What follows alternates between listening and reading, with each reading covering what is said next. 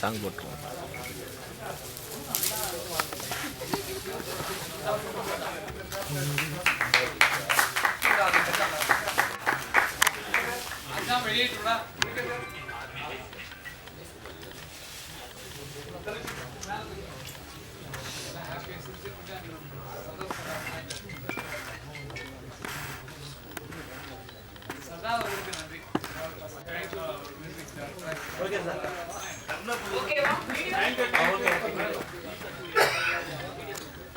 சதா அவர்களுக்கு நன்றி சொல்றேன்.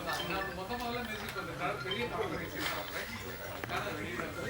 சந்தோஷமான அவர்களுக்கும் ரொம்ப நன்றி.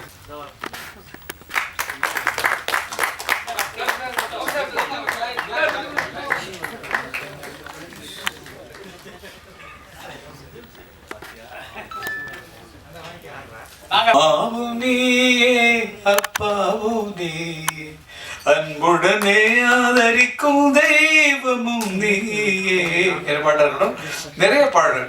ஓ ரசிக்கும் சீமானே வாசலிக்கும் உடை அணிந்து சாடிக்கும் உரிவோம் அதை நினைக்கும் பொழுதில் மனம் இனிக்கும் விதத்தில் புது செலுத்தி சொற்கள் பெறுவோம்.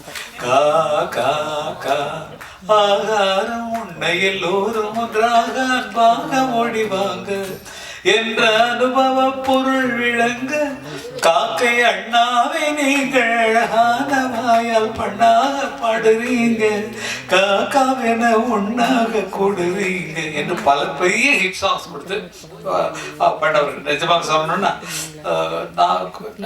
கண்ணா கருமை நிற கண்ணா உதை காணாத கண் இல்லையே என்று பாடலாம் உருவாக்கி கொடுத்து அப்ப எல்லாம் வந்து எதுக்காக சொல்றேன்னா அவர் பற்றி மற்றதை பேசி போறோம், அதுக்காக அவரை பத்தி பேசணுங்கிற ஆசையில் வந்துருக்கேன்.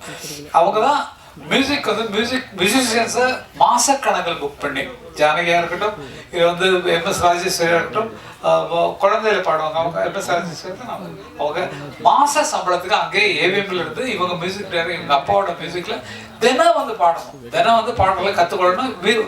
மியூசிக் வாசிக்கிறவங்களும் அங்கே வந்து ரிஹர்சல் பண்ணணும். அப்படி மாச சம்பளம் கொடுத்து வச்சிருந்த காலங்கள் அந்த காலங்கள். இந்த காலத்தில் கம்ப்யூட்டர் உட்காரம் போட்டாலும் தன்னுடைய பரம்பரை நினைக்கும்போது இவங்கள மாதிரி அப்பா இவரோட அப்பா மாதிரி ஆட்கள் இல்லைன்னா இன்னைக்கு மியூசிக்கோ டெவலப் ஆயிருக்காது. நாங்கள்லாம் பார்த்து அசந்தவங்க, அண்ணன் இளையராஜா நாங்கள்லாம் அவங்க வீட்டில் போயிட்டு உட்காந்து பார்த்து ரசிச்சவங்க.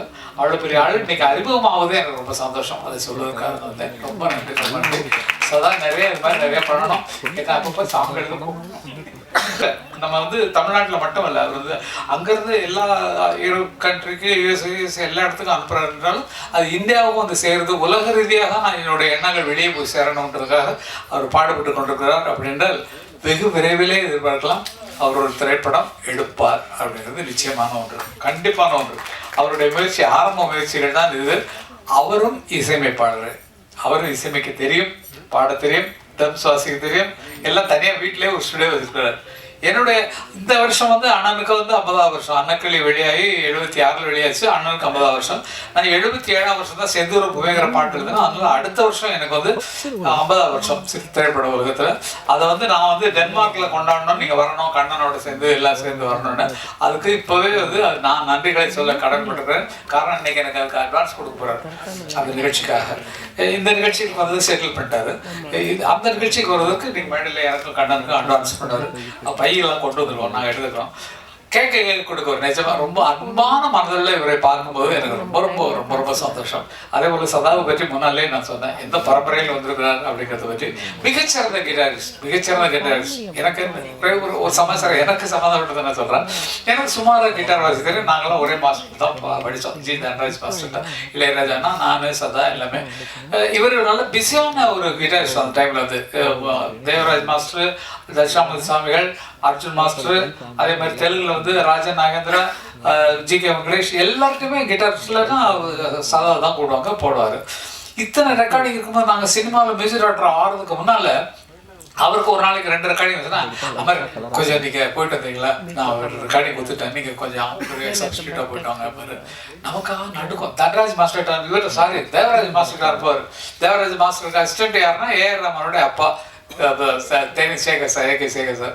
அவர் தான் அசிஸ்டன்ட். என்னையும் அண்ணனையும் அவருக்கு ரொம்ப பிடிச்சி போச்சு. எனக்கு அண்ணன் பிடிச்சி எங்களுக்கு நிறைய யூஸ் பண்ணுவாங்க. எனக்கு என்னாச்சுன்னு சொன்னால் எனக்கு அவ்வளோ தூரம் வராது. கார்டு நான் வாசிடுவேன். கார்டு நான் சிக்க எத்தனை கார்டு கொடுத்தாலும் நீங்கள் கேட்குற அண்ணனுடைய 150 படங்கள் 200 படங்களுக்கு ஒரு பக்கத்தில் கிட்டார் வச்சுவாங்க.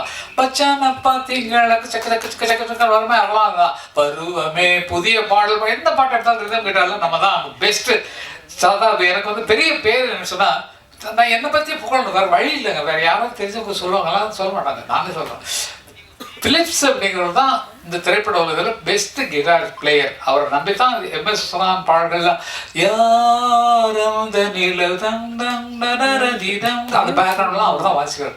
அப்படிப்பட்டவரோட ஒரே மைக்கில் வாசிக்கும் போது எனக்கு அவர் சொன்ன வார்த்தை, எப்பா நான் பார்த்ததுல பெஸ்ட் ரிதம் கிட்டார் பிளேயர் நீதான்ப்பா அப்படின்னு சொன்னது எனக்கு அவ்வளோ பெரிய பெருமை.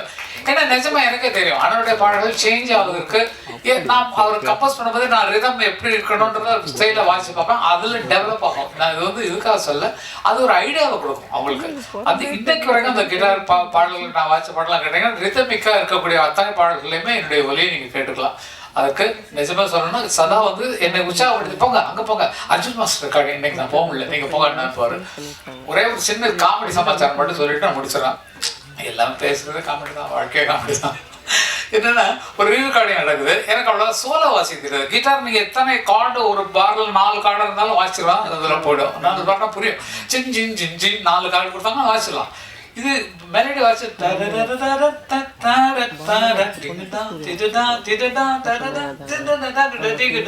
வாசிக்கணும்.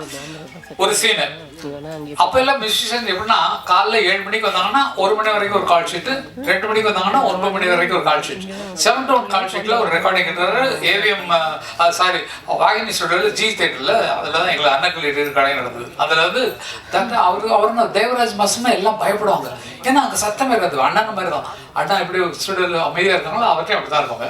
அவர் என்ன பண்ணார், படத்தை பார்த்துட்டு ஏடா அமர் இந்த இடத்துல நீ சோலோ வச்சுக்கோ அப்படின்ட்டாரு. சோலோனா நான் இஷ்டத்துக்கு நான் வாசிக்கணும், எனக்கு கொடுத்த நோட்ஸ் கொடுத்தா வாசிக்கலாம். நமக்காக எல்லாரும் முன்னாடி எல்லாம் 8 மணி ஆகுது. அந்த ரீலில் முடிச்சா தான் கால் ஷீட் முடிச்சு அவங்க வீட்டுக்கு போகணும். எல்லாம் வேறு வேறு இடத்துல இருந்து மின்ட்ல இருந்து வந்துருப்பாங்க, வாழந்திலேருந்து வந்துரு தூரத்துலேருந்து. நான் வாசிக்கிறேன் சரின்ட்டு நம்ம பயம். இந்த சீன் வந்து லாஸ்ட்ல வருது. அப்பெல்லாம் கண்டினியூ பண்ணா யாராவது தப்பு வச்சாங்கன்னா மறுபடியும் ஃபர்ஸ்ட்ல இருந்து வாசிக்கணும். ரீல் ரெக்கார்டிங் ஃபுல் ரீலும் 10 நிமிஷம் ஓடக்கூடிய ரீல மறுபடியும் முதல்ல மியூசிக் எல்லாரும் வாசிக்கணும். எனக்கா கை நடுக்குது, என்னத்தை வாசிக்க போறோம் அப்படிங்கிற. நானும் அங்கே போய் தனியாக ப்ராக்டிஸ் பண்ணி பார்க்குறேன். எல்லாரும் ரெடியா இப்படிதான் பாரு ரெடி மாஸ்டர். சரி ஓகே டேக் பண்ணலாமா? டேக் பண்ணலாம்.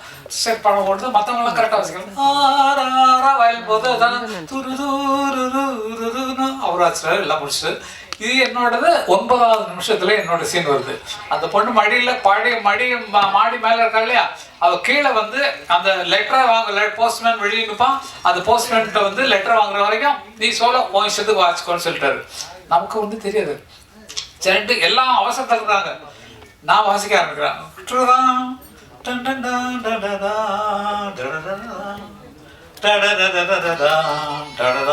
இப்படி வாசிட்டுருக்கேன். அதுக்கு மேலே எனக்கு தெரியல நான் என்ன பண்ண அப்படியே வச்சு கட்டாய என்னடா என்ன வாசிக்கின்றது அப்படின்னா சரிமா சார் ஒன்று வந்து ஆப்பர்ச்சுனிட்டி கொடுத்த லேடி ஜட்ஜ் எரிக் சாருக்கு ரொம்ப நன்றி.